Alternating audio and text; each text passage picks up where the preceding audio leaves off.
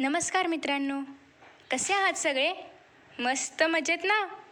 S class education bye सुहानीमध्ये तुम्हा सर्वांचं मनापासून स्वागत आहे. मित्रांनो, आज आपण या व्हिडिओमध्ये पाहणार आहोत 10th standard science lesson number 3 chemical reactions and equations. हा जो व्हिडिओ आहे हा व्हिडिओ नंबर 1 आहे, ज्यामध्ये आपण केमिकल रिॲक्शन्स आणि rules of writing chemical reactions पाहणार आहोत. तुम्हाला असं वाटत असेल की हा लेसन खूप हार्ड आहे, पण असं काही नाही आहे. तुम्ही जेव्हा हा लेसन पूर्णपणे वाचाल पाहाल तर तेव्हा तुम्हाला नक्कीच असं वाटेल की हा लेसन सगळ्यात सोपं आहे. सो फ्रेंड्स, अशाच या सोप्या लेसनला सुरुवात करूया. Let us start.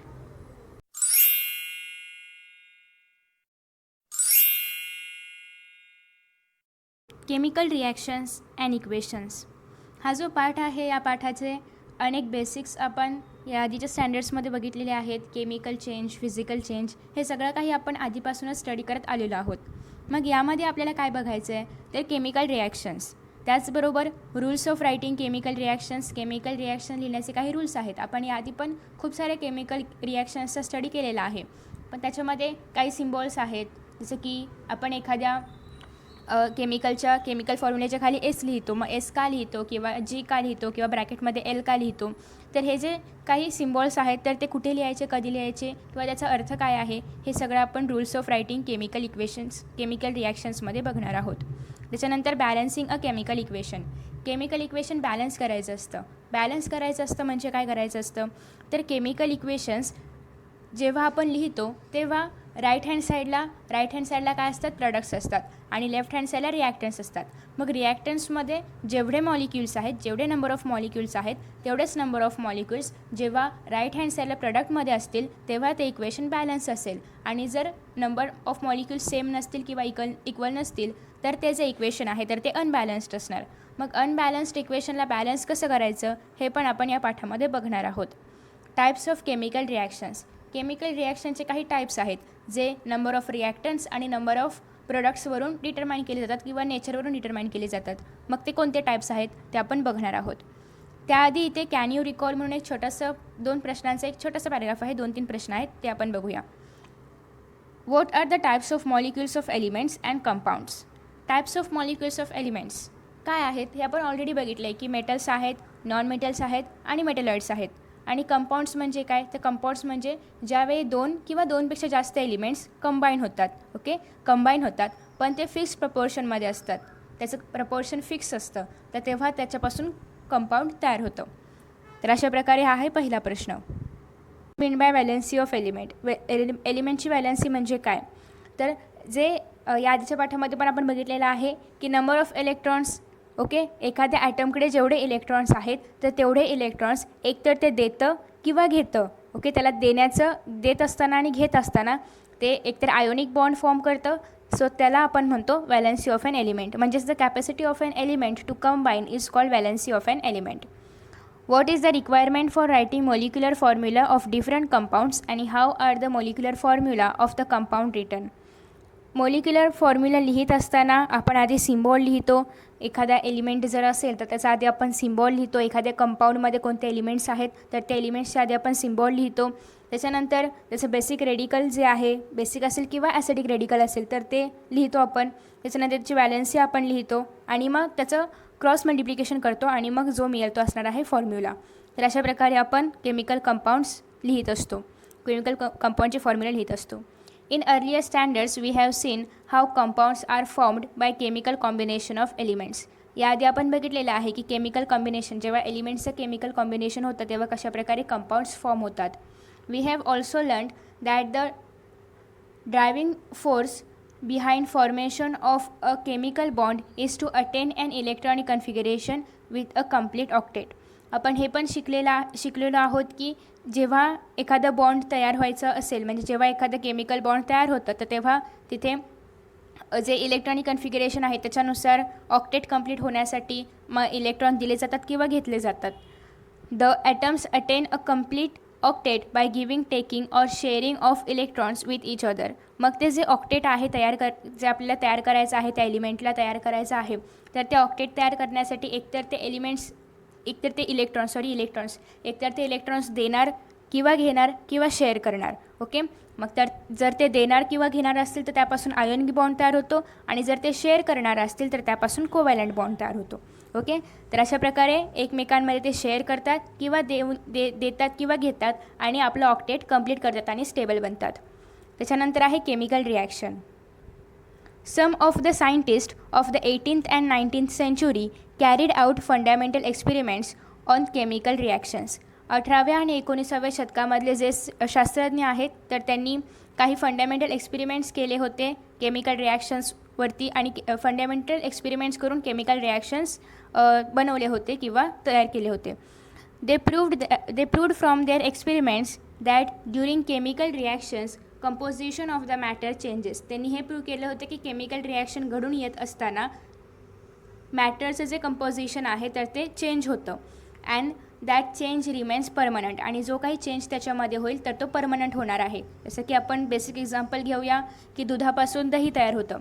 सो दुधापासून दही तयार होतं हा केमिकल चेंज आहे. दुधापासून दही तयार होताना त्याचं कंपोजिशन चेंज होणार आहे. जेव्हा दही तयार होणार तर त्याचं कंपोजिशन दुधापेक्षा वेगळं असणार आहे. त्याचबरोबर तो जो चेंज आहे, दुधापासून दही झालं आहे, आता दहीच राहणार आहे. परत त्या दह्यापासून आपण दूध नाही तयार करू शकत. मग हा चेंज कसा आहे, परमनंट चेंज आहे. त्याच्यानंतर पुढे सांगितलेलं आहे during physical change only the state of matter changes and this change is often temporary in nature. पण जेव्हा फिजिकल चेंज घडून येतं म्हणजे केमिकल चेंज घडून येतं तेव्हा काय होतं तर मॅटर ऑफ कंपोजिशन चेंज होतं, आणि तो जो चेंज घडून आलेला आहे केमिकल चेंज तर तो परमनंट राहतो. जसं की आपण दूध आणि दहीचं उदाहरण घेतलं की दुधापासून दही तयार झालं तर ते दहीच राहतं, परत त्याच्यापासून आपण दूध नाही तयार करू शकत. पण जर फिजिकल चेंज असेल तर तो त्याच्यामध्ये फक्त मॅटरचे जे स्टेट आहे तर ते चेंज होऊ शकतं, आणि त्याचबरोबर तो जो चेंज आहे फिजिकल चेंज जो आहे तर तो टेम्पररी आहे, तो परमनंट नाही आहे. म्हणजे ज्याप्रमाणे केमिकल चेंज परमनंट आहे त्याप्रमाणे फिजिकल चेंज हा परमनंट नाही आहे. मग फिजिकल चेंजमध्ये आपण जर घेतलं तर इव्हॅपोरेशन ऑफ वॉटर, पाण्याचं बाष्पीभवन होणं. मग पाण्याचं बाष्पीभवन होतं त्याच्यामध्ये काय होतं तर पाणी लिक्विड स्टेटमध्ये आहे. बाष्पीभवन म्हणजे गॅसियस स्टेट, म्हणजे liquid to gaseous state of matter change झाला आहे. त्याचबरोबर त्याच्यामध्ये जेव्हा लिक्विड टू गॅसियस होणार तर परत आपण वॉटर वेपरचं परत वॉटर पण तयार होऊ शकतं. मग याच्यामध्ये हा चेंज कसा आहे, टेम्पररी आहे, म्हणजे परमनंट नाही आहे. परत आपण पाण्याचं बाष्पीभवन करू शकतो, बाष्पीभवनाचं परत आपण पाणी पण तयार करू शकतो. ओके, तर अशा प्रकारे हा चेंज टेम्पररी आहे, परमनंट नाही आहे. त्याच्यानंतर खाली आपल्याला एक चार्ट दिलेला आहे. Identify physical and chemical changes from the phenomena given in the following table. आपल्याला या टेबलमध्ये काही घटना दिलेल्या आहेत तर त्याच्या अनुसार आपल्याला चेंज कोणता आहे, फिजिकल आहे चेंज की केमिकल चेंज आहे ते ओळखे. की transformation of ice into water. तर आईसचं ट्रान्सफॉर्मेशन वॉटरमध्ये होतं आहे म्हणजे बर्फाचं पाण्यामध्ये रूपांतर होतं आहे. तर बर्फाचं पाण्यामध्ये रूपांतर होतं आहे तर याच्यामध्ये फक्त state of change in state आहे, फक्त या ठिकाणी स्टेट चेंज होते कारण आईस सॉलिड असणार आहे, वॉटर लिक्विड असणार आहे. म्हणजे या ठिकाणी सॉलिडमधून लिक्विडमध्ये ट्रान्सफॉर्मेशन होते म्हणजे हा कसला चेंज आहे, फिजिकल चेंज आहे. ओके, या ठिकाणी कोणत्याही प्रकारची केमिकल रिॲक्शन वगैरे काही घडून येत नाही आहे. आणि अजून एक आहे की हा चेंज कसा आहे, रिव्हर्सिबल आहे, म्हणजे हा चेंज कसा आहे, टेम्पररी आहे. हा आपण परत परत घडवून आणू शकतो आणि हा तात्पुरता चेंज आहे. आता याच पाण्याला जर आपण परत थंड करायला ठेवलं, परत फ्रीजमध्ये ठेवलं तर परत त्याचं आईस होऊ शकतं. ओके, सो हा कसा आहे, फिजिकल चेंज आहे. त्याच्यानंतर सेकंड आहे cooking of food. Cooking of food आपण जेवण बनवतो तर जेवण बनवणे हे केमिकल चेंज आहे, कारण जेव्हा आपण एखादा पदार्थ बनवतो तर तेव्हा त्याच्यामध्ये खूप सारे रिॲक्शन्स घडून येत असतात, त्याच्यामुळे तो केमिकल चेंज आहे. रायपनिंग ऑफ फ्रूट, एखादं फळ पिकणं. आता सपोज की आपण कैरी जर घेतली तर कैरीचं आंब्यामध्ये रूपांतर होतं तर तेव्हा पण तिथे खूप प्रकारचे केमिकल चेंजेस घडून येतात. त्याचा कलर पण चेंज होतो. कैरी ग्रीन कलरची असते, जेव्हा आंबा तयार होणार तेव्हा तो जरा ऑरेंज येलो अशा कलरचा असतो, ऑरेंज येलो असा. सो त्याच्यामुळे या ठिकाणी केमिकल चेंज घडून येते, म्हणून हा काय आहे, केमिकल चेंज आहे. Milk turn into curd. Milk म्हणजे जे दूध आहे तर त्याचं रूपांतर दहीमध्ये होतं आहे, तर दूध दहीमध्ये जेव्हा रूपांतरित होणार तर हा केमिकल चेंज आहे. ओके, सो या ठिकाणी आहे केमिकल चेंज. आणि एकदा दुधाचं दह्यामध्ये रूपांतर झालं की परत आपण त्या दह्यापासून दूध नाही तयार करू शकत, त्याच्यामुळे हा कोणता चेंज आहे, केमिकल चेंजेस आहे. Evaporation of water. वॉटरचं इव्हॅपोरेशन होणं म्हणजे पाण्याचं बाष्पीभवन होणं. पाण्याचं बाष्पीभवन होणं हा कसा चेंज आहे, फिजिकल चेंज आहे, कारण या ठिकाणी फक्त पाणी जे लिक्विड स्टेटमध्ये आहे त्याचं बाष्पीभवन म्हणजे गॅसियस स्टेटमध्ये रूपांतर होतं आहे, त्याच्यामुळे ह्याच्यामध्ये फक्त चेंज इन स्टेट आहे, सो हे फिजिकल चेंज आहे. Digestion of food in stomach. आपल्या पोटामध्ये खाल्लेल्या अन्नाचं डायजेशन होतं तर हा कसा आहे, केमिकल चेंज आहे, कारण डायजेशन होत असताना त्याच्यामध्ये खूप सारे एन्झाईम्स मिक्स होतात आणि केमिकल रिॲक्शन घडून येतात. ओके, त्याच्यामुळे हा केमिकल चेंज आहे. Size reduction of naphthalene balls expose to air. Naphthalene balls तुम्ही बघितले असतील, ज्याला आपण डांबर गोळ्या म्हणतो. तर डांबर गोळ्या जेव्हा म्हणजे कालांतराने त्याच्यामधले जे पार्टिकल असतात ते एअरमध्ये मिक्स होतात आणि त्या बॉलची साईज कमी होते. सो हे पण याच्यामध्ये कुठली रिॲक्शन नाही घडून येते. सो हा कोणता आहे? फिजिकल चेंज आहे. त्याच्यानंतर straining of Shahabadi or Kadappa tile by lemon juice. तर हा केमिकल चेंज आहे कारण त्याच्यामध्ये केमिकल रिॲक्शन होत असते. Breaking of a glass object on falling from a height. खूप उंचावरून एखादं काचेचं भांडं जर पडलं तर ते फुटतं. तर हे काय आहे? फिजिकल चेंज आहे कारण याच्यामध्ये कुठलाही केमिकल चेंज घडून येत नाही आहे. सहज आहे, काचेचं भांडं वरून पडलं तर फुटणारच आहे कारण काच ब्रिटल असते. ओके, त्याच्यामुळे हे काय आहे? फिजिकल चेंज आहे. तर अशा प्रकारे आपण हा टेबल सॉल्व केलेला आहे. आता खाली आपल्याला एक प्रयोग सांगितलेला आहे जो आपण करून तर पाहू नाही शकणार, फक्त आपण रीड करूया आणि आय होप की मी सांगितल्यानंतर तुम्हाला ते समजेल. बघूया, आपण ट्राय करूया. तर या ठिकाणी ॲपॅरेटस घ्यायचे आहेत: thermometer, evaporating dish, tripod stand, funnel आणि बन्सन बर्नर. तर हे काही ॲपॅरेटस आहेत. आणि केमिकल्स घ्यायचे आहेत: limestone powder, copper sulphate, calcium chloride, potassium chromate, zinc dust, sodium carbonate आणि या ठिकाणी फॅथॅलिक एनहायड्रेट. हे सगळे केमिकल्स आपल्याला घ्यायचे आहेत. प्रोसिजर आहे की carry out the activities 1 to 5. आपल्याला या ठिकाणी 5 ॲक्टिव्हिटीज करायच्या आहेत.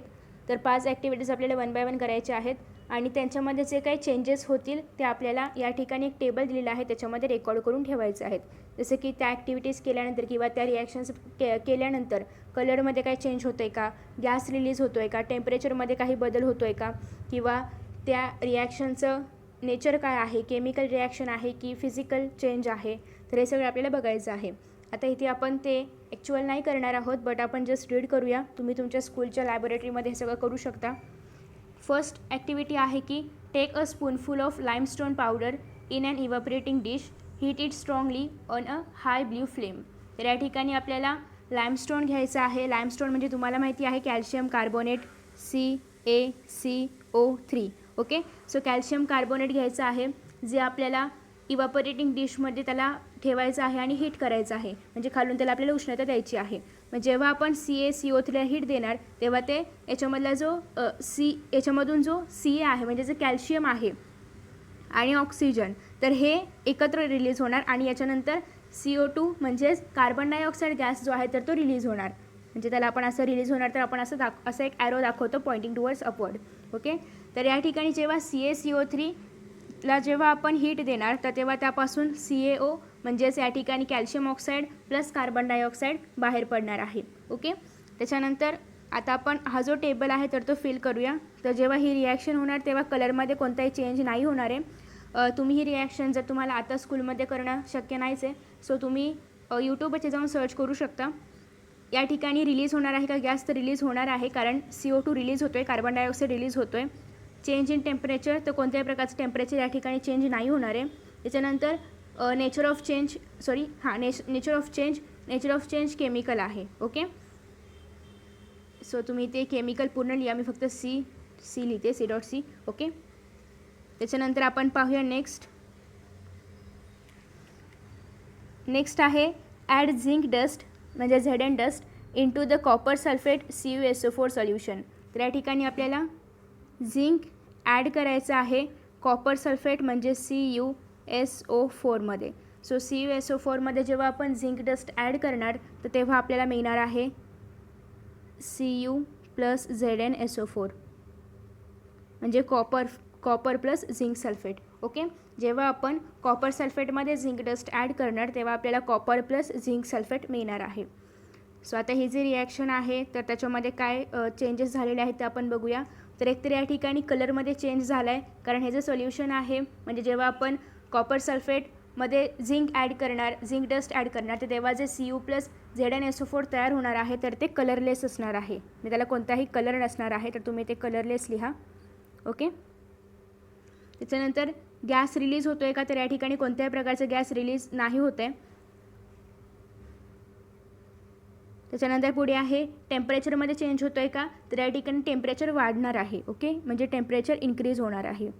तुम्ही या ठिकाणी इन्क्रीज लिहा. ओके, ॲक्च्युली इथे मला लिहिता येत नाही आहे बट तुम्ही इथे इन्क्रीज लिहा. त्याच्यानंतर चेंज कोणता आहे, तर हा पण केमिकल चेंज आहे. सो या ठिकाणी आपण लिहिणार आहोत केमिकल चेंज.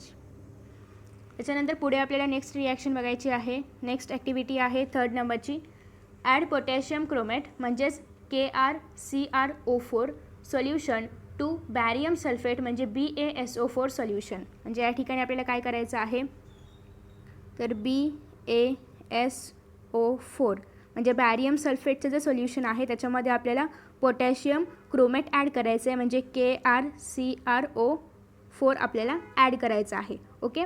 आता जेव्हा आपण बॅरियम सल्फेटमध्ये पोटॅशियम क्रोमेट ॲड करणार तर या ठिकाणी पण सेम डिस्प्लेसमेंट रिॲक्शन होणार आहे. डिस्प्लेसमेंट रिॲक्शन आपण याच पाठामध्ये बघणार आहोत. म्हणजेच या ठिकाणी काय होणार आहे, तर हा जो पोटॅशियम आहे,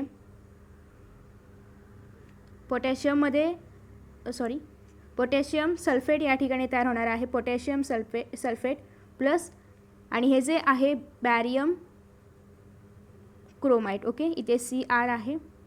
म्हणजे या ठिकाणी जेव्हा बॅरियम सल्फेटमध्ये आपण पोटॅशियम क्रोमेट ॲड करणार तेव्हा पोटॅशियम सल्फेट प्लस बॅरियम क्रोमेट तयार होणार आहे. ओके, तर अशा प्रकारे ही रिॲक्शन आहे. ही रिॲक्शन डिस्प्लेसमेंट रिॲक्शन आहे जी आपण या पाठामध्ये बघणार आहोत. आता ही रिॲक्शन होत असताना यामध्ये कलर चेंज होणार आहे. कलर जो आहे तर तो येलो असणार आहे, येलो चेंज होणार आहे. त्याच्यानंतर गॅस कोणत्या प्रकारचा रिलीज होत नाही. आत्ताच आपण बघितलं कोणता गॅस या ठिकाणी रिलीज होत नाही आहे. टेम्परेचरमध्ये पण कोणताच चेंज येणार नाही आहे आणि हा चेंज केमिकल चेंज आहे. ओके. त्याच्यानंतर पुढे आहे 4th activity. Add sodium carbonate. Sodium carbonate म्हणजे Na2CO3 solution to the calcium chloride CaCl2 solution. तर या ठिकाणी आपल्याला CaCl2च्या सोल्युशनमध्ये Na2CO3 म्हणजेच सोडियम कार्बोनेट ॲड करायचं आहे. आणि जेव्हा आपण हे ॲड करणार तेव्हा या ठिकाणी पण सेम 2 NaCl प्लस CaCO3 मिळणार आहे. ओके, CaCO3 आहे या ठिकाणी. तर अशा प्रकारे ही रिॲक्शन घेतली जाणार आहे. याच्यामध्ये कोणत्याही प्रकारचा गॅस रिलीज होत नाही आहे. तर याच्यामध्ये कलर चेंज होणार आहे व्हाईटमध्ये. तुम्ही इथे लिहा व्हाईट. ओके, गॅस रिलीज होणार नाही आहे याच्यामध्ये. त्याचबरोबर टेम्परेचर, तर टेम्परेचर या ठिकाणी कमी होणार आहे. सो इथे तुम्ही डिक्रीज लिहा. त्याच्यानंतर इथे हा कोणता चेंज आहे, केमिकल चेंज आहे. त्याच्यानंतर आता आपण नेक्स्ट पाहूया. नेक्स्टमध्ये आहे तर या ठिकाणी 5th ॲक्टिव्हिटी आता आपण पाहतो आहे. Take phthalic anhydride in the evaporating dish. या ठिकाणी ही जी इव्हॅपोरेटिंग डिश आहे तर या इव्हॅपोरेटिंग डिशमध्ये आपल्याला काय घ्यायचं आहे, फॅथॅलिक एनहायड्राइड घ्यायचं आहे. आता जेव्हा आपण या ठिकाणी फॅथॅलिक एनहायड्राइड घेणार या डिशमध्ये तेव्हा इव्हॅपोरेशन घडून येणार आहे. आपण आधी ॲक्टिव्हिटी वाचूया. Close the end of the stem of a funnel with a cotton plug. Keep this funnel inverted on the evaporating dish. Heat the evaporating dish on a tripod. Stand slowly on a low flame. What did you observe in the funnel during heating. तर या ठिकाणी तुम्ही काय observe कराल, तर एकतर या ठिकाणी जे फॅथॅलिन एनहायड्राइड आहे तर याच्यामध्ये रिॲक्शन घडून येणार आहे आणि त्या ठिकाणी कोणत्याही प्रकारचा कलर चेंज नसणार आहे आणि या ठिकाणी मात्र गॅस रिलीज होणार आहे. त्याचबरोबर टेम्परेचरमध्ये कुठलाच चेंज नसणार आहे आणि हा जो चेंज आहे तर हा फिजिकल चेंज आहे. ओके, कारण या ठिकाणी फक्त इव्हॅपोरेशन घडून येते, कोणत्याही प्रकारच्या केमिकल रिॲक्शन्स नाही घडून येत आहेत. सो हा कोणता चेंज आहे, फिजिकल चेंज आहे. तर अशा प्रकारे आपण हा टेबल बघितलेला आहे. आता आपण पाहूया पुढे. A physical change takes place due to change in the parameters such as temperature, pressure etcetera. Physical change कशामुळे होतं, तर टेम्परेचर, प्रेशर चेंज झाल्यामुळे होतं. जसं की आपण बघितलं इव्हॅपोरेटिंग ऑफ वॉटर. सो पाण्याचं इव्हॅपोरेशन का होतं, तर जेव्हा पाण्याला हीट मिळणार म्हणजे टेम्परेचरमध्ये वाढ होणार तेव्हाच त्याचं बाष्प होणार आहे, वेपर तयार होणार आहे. सो अशा प्रकारे इव्हॅपोरेशन ऑफ वॉटर आहे फिजिकल चेंज. सो हा फिजिकल चेंज का घडून आला, तर टेम्परेचर ऑफ वॉटर इन्क्रीज झाल्यामुळे. Often a physical change is reversible. Physical change reversible आहे, आपण परत ते घडवून आणू शकतो. The composition of matter remains the same in a physical change. Physical चेंजमध्ये कंपोजिशन ऑफ मॅटर सेम राहतं. फॉर एक्झाम्पल जसं की ice is transformed into water on heating and water is transformed into ice on cooling. जसं की आपण पाणी ice जे आहे, बर्फ जो आहे तर तो आपण जेव्हा बर्फाला हीट देणार, बर्फाला आपण उष्णता देणार तेव्हा त्याचं ट्रान्सफॉर्मेशन पाण्यामध्ये होणार, वॉटरमध्ये होणार. आणि जेव्हा आपण वॉटरला परत कूल करणार, थंड करणार तेव्हा परत त्याचं ट्रान्सफॉर्मेशन बर्फामध्ये, आईसमध्ये होणार आहे. ऑन द कॉन्ट्रॅरी त्याच्या उलट if the composition of matter changes during a process then it is called a chemical change. जर एखाद्या केमिकल चेंजमध्ये कंपोजिशन ऑफ मॅटर चेंज होत असेल तर त्याला आपण केमिकल चेंज असं म्हणणार. Okay. When we call a particular process or phenomenon as a chemical change, some chemical reactions are taking place in the concerned matter. So जेव्हा आपण एखाद्या चेंजला केमिकल चेंज असं म्हणतो आहोत तेव्हा त्या ठिकाणी केमिकल रिॲक्शन्स घडून येत असतात. मग त्याच केमिकल रिॲक्शन्स आपल्याला या पाठामध्ये बघायच्या आहेत. A chemical reaction is a process in which some substances undergo bond breaking and are formed into new substances by formation of new bonds. Chemical रिॲक्शनमध्ये जे सबस्टन्सेस आहेत तर त्या सबस्टन्सेसमध्ये त्यांचे जे बॉन्ड ब्रेकिंग घडून येत असतं आणि त्याच्यापासून एक नवीनच सबस्टन्स फॉर्म होत असतो. फॉर्मेशन ऑफ न्यू बॉन्ड्स म्हणजे नवीन सबस्टन्स नवीन बॉन्ड्स तयार होत असतात. तर त्याच रिॲक्शनला आपण केमिकल रिॲक्शन असं म्हणतो. आणि केमिकल रिॲक्शनमध्ये जे सबस्टन्स भाग घेतात okay the substances taking part in chemical reaction are called reactants. जे केमिकल रिॲक्शनमध्ये सबस्टन्सेस भाग घेतात त्यांना आपण रिॲक्टंट्स म्हणतो. whereas the substances formed as a result of a chemical reaction by forming of new bonds are called products. आणि या रिॲक्टंट्सपासून chemical reaction घडून आल्यानंतर जे काही नवीन सबस्टन्सेस आपल्याला मिळतात नवीन सबस्टन्स किंवा नवीन बॉन्ड्स आपल्याला मिळतात त्याला आपण प्रोडक्ट म्हणतो. मग जेव्हा आपण केमिकल इक्वेशन लिहितो एखादी केमिकल रिॲक्शन केमिकल इक्वेशन आपण लिहिणार तेव्हा जे या ठिकाणी लेफ्ट हँड साईडला असतात तर ते असतात रिॲक्टंट्स आणि जे तयार झाल्यानंतर जे राईट हँड साईडला आपण लिहितो तर ते असतात प्रोडक्ट्स. ओके. तर सपोज की या ठिकाणी ए आणि बी ओके ए प्लस बी हे दोन काय आहेत या ठिकाणी रिॲक्टंट्स आहेत म्हणजे हे दोघं या केमिकल इक्वेशनमध्ये भाग घेत आहेत. असं ए वगैरे ए बी नावाचे कोणतेही एलिमेंट्स नाही आहेत आपण जस्ट सपोज केलेलं आहे. आणि या ठिकाणी ए बी याच्यामध्ये जेव्हा केमिकल रिॲक्शन घडून येईल तेव्हा यापासून एक नवीनच तयार होणार आहे एक नवीन सबस्टन्स फॉर्म होणार आहे ज्याला आपण म्हणणार आहोत प्रोडक्ट. तर या ठिकाणी ए बी काय आहे रिॲक्टंट्स आहेत आणि सी आहे प्रोडक्ट. ओके. तर अशा प्रकारे आपण केमिकल रिॲक्शन लिहित असतो. त्याच्यानंतर पुढे सांगितलेलं आहे for example formation of carbon dioxide gas by combustion of coal in air is a chemical reaction. जेव्हा केमिकल रिॲक्शन इथे आपल्याला एक्झाम्पल दिलेलं आहे की जेव्हा कार्बन डायऑक्साईड गॅस हा कोल कंबशन एअरमध्ये झाल्यानंतर काय तयार होतं कार्बन डायऑक्साईड गॅस तयार होतो. ओके. सो हे काय आहे केमिकल रिॲक्शन आहे. आता ही केमिकल रिॲक्शन आपण कशी लिहायची ते पुढे बघणार आहोत. त्याचबरोबर इन द रिॲक्शन या रिॲक्शनमध्ये कोल म्हणजेच काय आहे तर कार्बन आहे आणि एअर जे आहे तर या ठिकाणी एअरमधलं ऑक्सिजन आपण कन्सिडर करणार आहोत.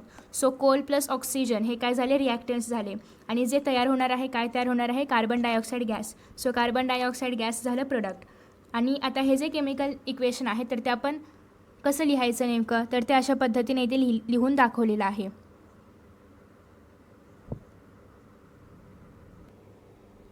आता ही जी रिॲक्शन आहे तर याच्यामध्ये कार्बन आहे ओके कार्बन प्लस आपल्याला एअरमधलं ऑक्सिजन घ्यायचं आहे म्हणजे O2 इज इक्वल टू काय तयार होणार आहे CO2 आणि CO2 हा गॅस असल्यामुळे आपण इथे ॲरो लिहिणार आहोत जे अपसाईड पॉइंटेड असेल. अपसाईड पॉइंटेड ॲरो म्हणजे काय तर तो गॅस आहे जो लिबरेट झालेला आहे. ओके. सो सी म्हणजे काय आहे कार्बन जे या ठिकाणी कोल घेतलेला आहे प्लस एअरमधला आपण ऑक्सिजन घेतलेला आहे आणि त्याच्यापासून नवीन प्रोडक्ट तयार झालेला आहे जो आहे CO2 आणि तो गॅस आहे म्हणून आपण अपसाईड पॉइंटेड ॲरो त्या ठिकाणी दाखवलेला आहे. त्याच्यानंतर केमिकल इक्वेशन म्हणजे काय ते आपण बघूया. Let us first look at the chemical reaction in the activity 2.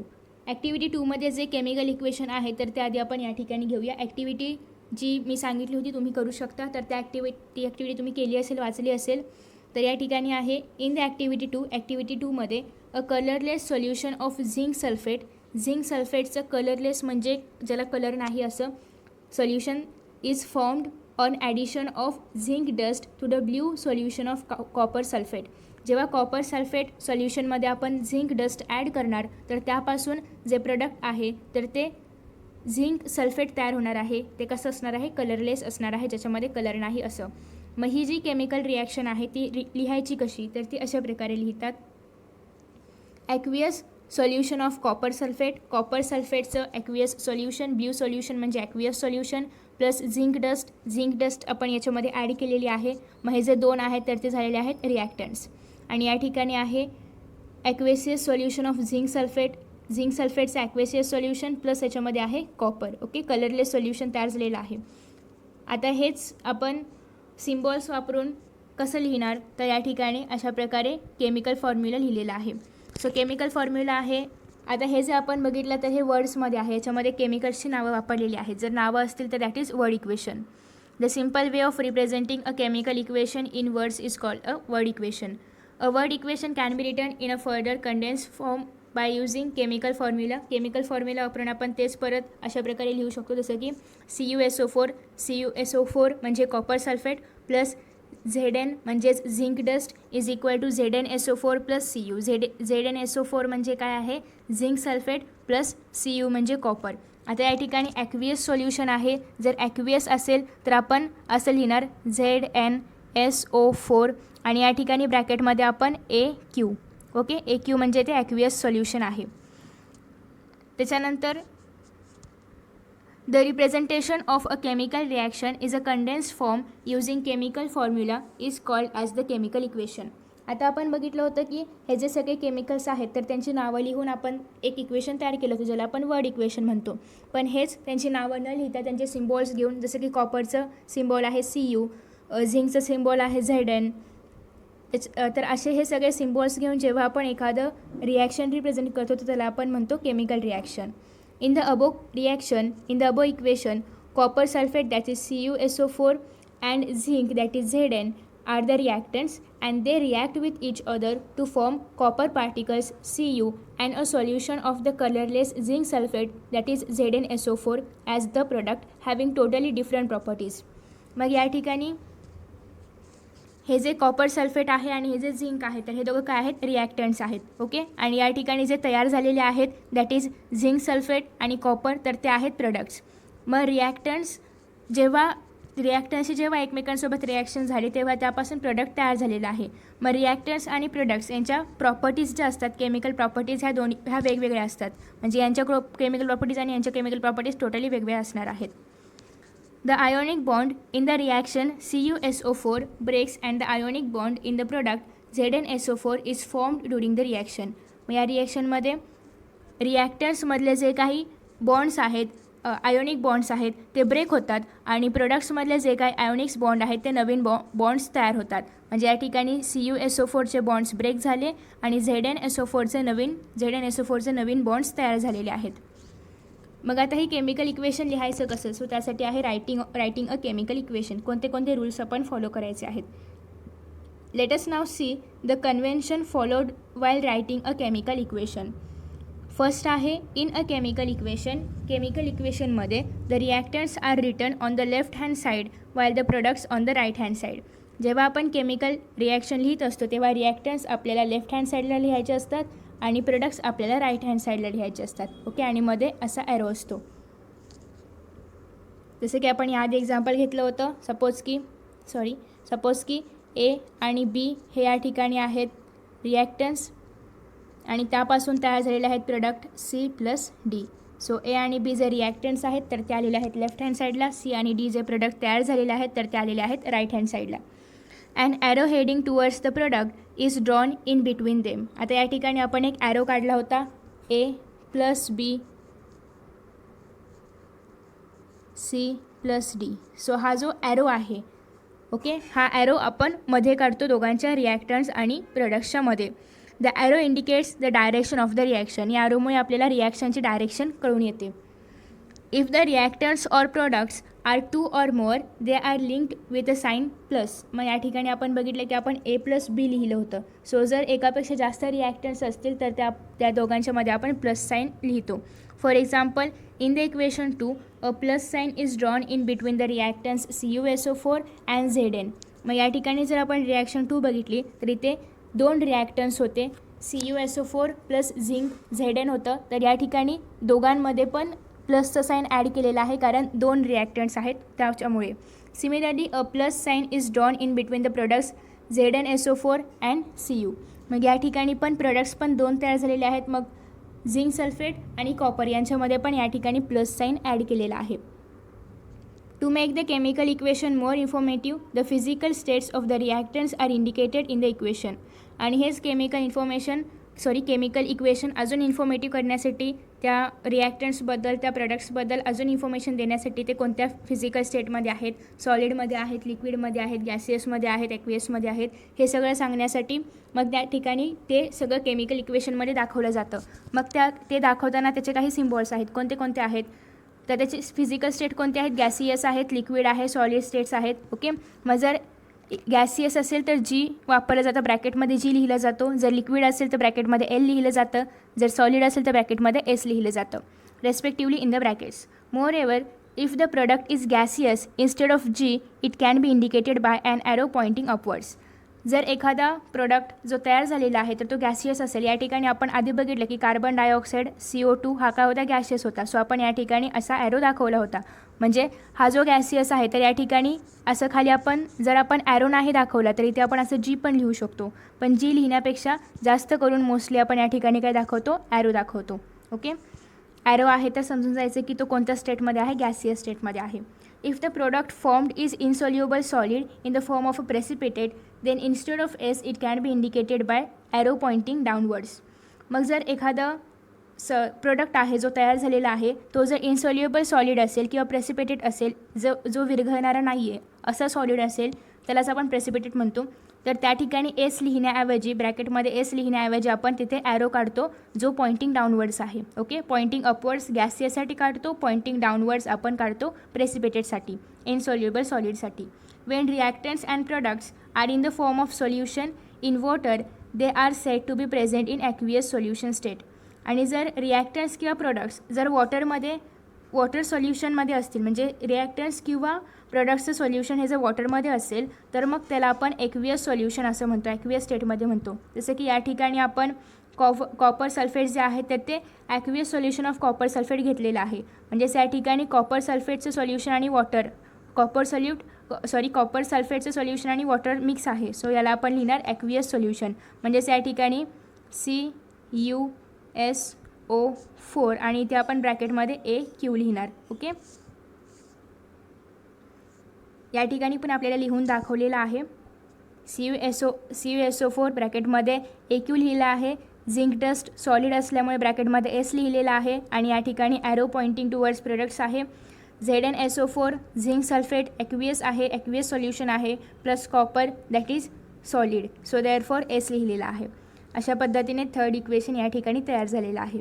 Fourth rule आहे, when heat is to be given from outside to bring about a reaction it is indicated by the sine.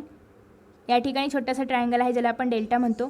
तर अशा प्रकारे जेव्हा heat दिली जात असेल एखाद्या रिॲक्शनमध्ये, heat जेव्हा दिली जात असेल तर त्याला ते हीट दाखवण्यासाठी आपण हे सिम्बॉल वापरतो. आणि हे सिम्बॉल कुठे दाखवायचं तर ज्या ठिकाणी ॲरो आपण पॉईंट करतो तर त्या ॲरोच्या वरती आपण दाखवणार आहोत. For the example, reaction in which slaked lime is formed on heating limestone is written as follows. या ठिकाणी या रिॲक्शनमध्ये जेव्हा आपण लाईमस्टोनला हीट देणार तेव्हा त्यापासून स्लेक्ट लाईम तयार होणार आहे. Okay.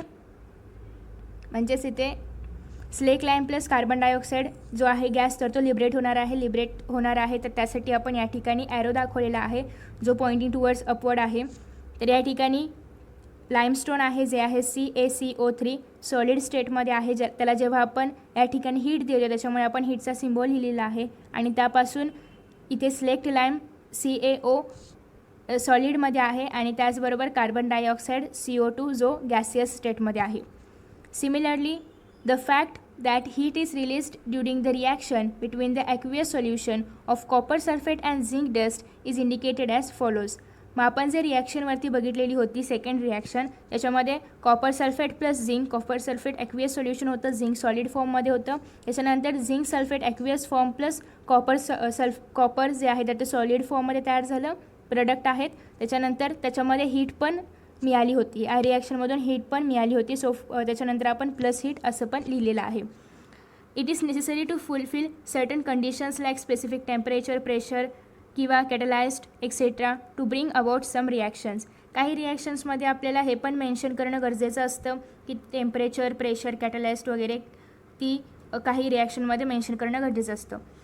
These conditions are indicated below or above the arrow indicating the direction of the reaction. आता ह्या ज्या काही रिॲक्शन्स आहेत, जसे की आपण या ठिकाणी ज्याप्रमाणे हीट या ॲरोच्या वरती दाखवलं त्याचप्रमाणे हे सगळं आपल्याला ॲरोच्या वरती दाखवणं काही रिॲक्शन्समध्ये गरजेचं असतं. For example, the reaction of a vegetable oil takes place at the temperature of 60 degree with hydrogen gas in pressure of the Ni म्हणजेच nickel catalysed and is written as follows. मग आता ही रिॲक्शन खालीलप्रमाणे लिहिली जाते. आता ही reaction कशी लिहिली जाते ते आपण पाहूया. या ठिकाणी रिॲक्शन लिहिलेली आहे. रिॲक्शन आहे व्हेजिटेबल ऑइल लिक्विड फॉर्ममध्ये आहे, लिक्विड स्टेटमध्ये आहे. जेव्हा गॅसियस हायड्रोजन गॅस जे आहे गॅसियस स्टेटमध्ये आहे. सो हायड्रोजन गॅसच्या संपर्कामध्ये येणार टेम्परेचर असणार आहे 60 डिग्री सेल्सिअस. आणि त्याचबरोबर या रिॲक्शनमध्ये निकेल कॅटलाइज पण भाग घेणार आहे. तर तेव्हा त्यापासून वनस्पती घी सॉलिड स्टेटमध्ये असणार आहे, तर ते प्रोडक्ट म्हणून फॉर्म होणार आहे.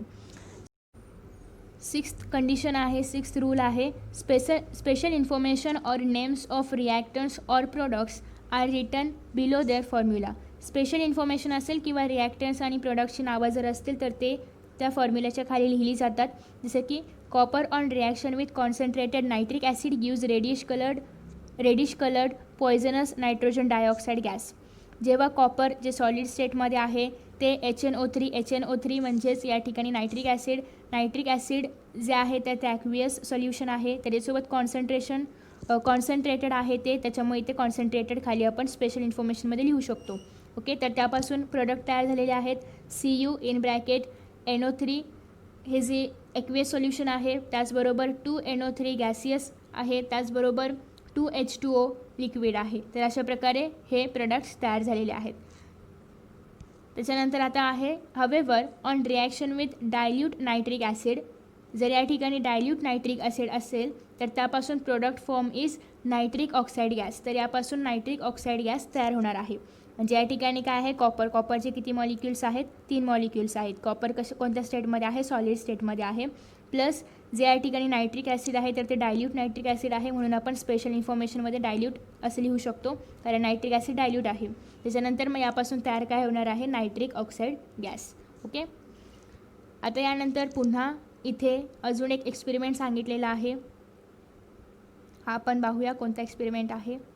Try this apparatus, test tube, conical flask, balance etcetera. काय घ्यायचं आहे आपल्याला, एक टेस्ट ट्यूब घ्यायची आहे, कोनिकल फ्लास्क आणि बॅलन्स म्हणजेच वेइंग मशीन घ्यायची आहे, वजन मशीन घ्यायची आहे. केमिकल्स आहेत सोडियम क्लोराईड आणि सिल्वर नायट्रेट. हे 2 केमिकल्स आपल्याला या एक्सपेरिमेंटसाठी घ्यायचे आहेत. प्रोसिजर आहे take sodium chloride solution in a conical flask and silver nitrate solution in a test tube. तर या ठिकाणी जे कोनिकल फ्लास्क आहे, कोनिकल फ्लास्कमध्ये आपल्याला घ्यायचं आहे सोडियम क्लोराईड. या कोनिकल फ्लास्कमध्ये सोडियम क्लोराईड घ्यायचं आहे, जे या ठिकाणी दाखवलेलं आहे. आणि या टेस्ट ट्यूबमध्ये आपल्याला घ्यायचं आहे सिल्वर नायट्रेटचं solution. Okay, tie a thread to the test tube and insert it carefully into the conical flask. मग या ठिकाणी हे जे टेस्ट ट्यूब आहे याला आपण एक थ्रेड धागा बांधायचा आहे आणि त्याला केअरफुली आपल्याला कोनिकल फ्लास्कमध्ये ठेवायचं आहे. Make the conical flask airtight by fitting a rubber चॉक. तर या ठिकाणी आपल्याला कोनिकल फ्लास्कमध्ये बाहेरची एअर एंटर करू नये, तर त्यासाठी ते कवर करायचं आहे. Way the conical flask with the help of a balance. मग या ठिकाणी बॅलन्स मशीन, वेइंग मशीनच्या सहाय्याने आपल्याला त्याचं वेट किती आहे तर ते बघायचं आहे. तर या ठिकाणी आपल्याला वेट दाखवलेलं आहे, जे आहे 300.23 ग्राम. त्याच्यानंतर now tilt the conical flask and mix the solution present in the test tube with the solution in the conical flask. मग आता काय करायचं आहे आपल्याला, हे जे कोनिकल फ्लास्कमधलं सोल्युशन आहे जे सोडियम क्लोराईडचं आहे आणि टेस्ट ट्यूबमधलं सोल्युशन आहे जे सिल्वर नायट्रेटचं आहे, तर ते मिक्स करायचं आहे दोन्ही पण. म्हणजे जर हलवलं तर ते मिक्स होईल, टेस्ट ट्यूबमध्ये सोल्युशन बाहेर येईल आणि ते मिक्स होईल. त्याच्यानंतर way the conical flask again. मग आता हे जे मिक्स झालेलं सोल्युशन आहे ते परत आपल्याला मशीनवर ठेवायचं आहे आणि त्याचं वेट आपल्याला परत बघायचं आहे किती येतं आहे. तर वेट परत किती आलेले आहे, 300.23 ग्राम हेच वेट आलेलं आहे. मग तुम्हाला काय चेंजेस या ठिकाणी पाहायला मिळाले. Did any insoluble substance form. मग या ठिकाणी कोणतं इन्सॉल्युबल सबस्टन्स तयार झालं आहे का. Was there any change in the वेटमध्ये काही चेंज आहे का, तर वेटमध्ये काही चेंज नाही आहे, तेवढंच वेट राहिलेलं आहे. A word equation is written for the above activity. मग आता याचं वर्ड इक्वेशन कशाप्रकारे तयार होईल, silver nitrate plus sodium chloride हे दोन काय आहेत या ठिकाणी रिॲक्टंट्स आहेत, प्रोडक्ट आहे silver chloride plus sodium nitrate. हे झालं वर्ड इक्वेशन. मग केमिकल इक्वेशन आपण कशाप्रकारे लिहिणार, तर केमिकल इक्वेशन AgNO3 हे काय आहे, सिल्वर नायट्रेटचं फॉर्म्युला आहे, एक्वियस सोल्युशन आहे. त्याचबरोबर NaCl म्हणजेच सोडियम क्लोराईड एक्वेशियस सोल्युशन आहे, is equal to AgCl. AgCl म्हणजेच काय या ठिकाणी आहे सिल्वर क्लोराईड, इथे व्हाईट कलर असल्यामुळे व्हाईट लिहिलेला आहे. या ठिकाणी ते काय आहे प्रेसिपिटेट आहे म्हणजे इनसोल्युबल सॉलिड आहे. त्याच्यानंतर NaNO3 म्हणजे काय आहे सोडियम नायट्रेट आहे जे एक्वेशियस सोल्युशन आहे. तर हे दोघं काय झाले प्रोडक्ट तयार झाले आणि हे दोघं काय झाले रिॲक्टंट्स. तर अशा प्रकारे ही रिॲक्शन आहे. त्याच्यानंतर silver nitrate is used in the voters ink. वोटिंगची जी इंक असते तर त्या इंकमध्ये सिल्वर नायट्रेट वापरलं जातं. म्हणजे जेव्हा आपण मतदान करायला जातो, आपण म्हणजे जे 18 एजच्या वरती आहेत तर जेव्हा ते वोटिंग करायला जाणार तर तेव्हा त्यांच्या बोटांवरती जी इंक लावली जाते, जी शाई लावली जाते तर ती कशाची असते सिल्वर नायट्रेटची असते. ओके. तर अशा प्रकारे या ठिकाणी आज आपण या पाठामध्ये बघितलेले आहेत टॉपिक्स, ते म्हणजे केमिकल रिॲक्शन आणि त्याचबरोबर rules of writing chemical equation. यानंतर आपण बघणार आहोत केमिकल इक्वेशन कशाप्रकारे बॅलन्स करायचं आणि केमिकल इक्वेशनचे टाईप्स कोणते आहेत. मित्रांनो, तुम्हाला जर हा व्हिडिओ आवडला असेल ना तर नक्कीच व्हिडिओला लाईक करा, शेअर करा. त्याचबरोबर यांसारखे नवनवीन व्हिडिओज पाहण्यासाठी चॅनलला सबस्क्राईब करा आणि नोटिफिकेशन बेल आयकॉनवर क्लिक करा. म्हणजेच मी जेव्हा यांसारखे नवनवीन व्हिडिओज अपलोड करेन तेव्हा तुम्हाला त्याचं नोटिफिकेशन मिळत राहील. मित्रांनो, असेच छान आणि मस्त व्हिडिओ या चॅनलवरती अवेलेबल आहेत. त्याचबरोबर 10th स्टँडर्डच्या सर्व विषयांचे व्हिडिओज देखील अवेलेबल आहेत आणि हे सगळे व्हिडिओज पाहण्यासाठी डिस्क्रिप्शन बॉक्समध्ये ज्या लिंक्स दिलेल्या आहेत त्यावर तुम्ही क्लिक करून हे सगळे व्हिडिओज पाहू शकता. चला तर मित्रांनो, आता या ठिकाणी आपण इथेच विश्रांती घेऊया. पुन्हा भेटूया नवीन पाठासोबत, नवीन व्हिडिओसोबत, नवीन टॉपिकसोबत. तोपर्यंत पाहत रहा S class education by Suhani, तेही सुहानी सूर्यवंशी या चॅनलवरती. So friends, thank you so much for watching this video. See you in next video.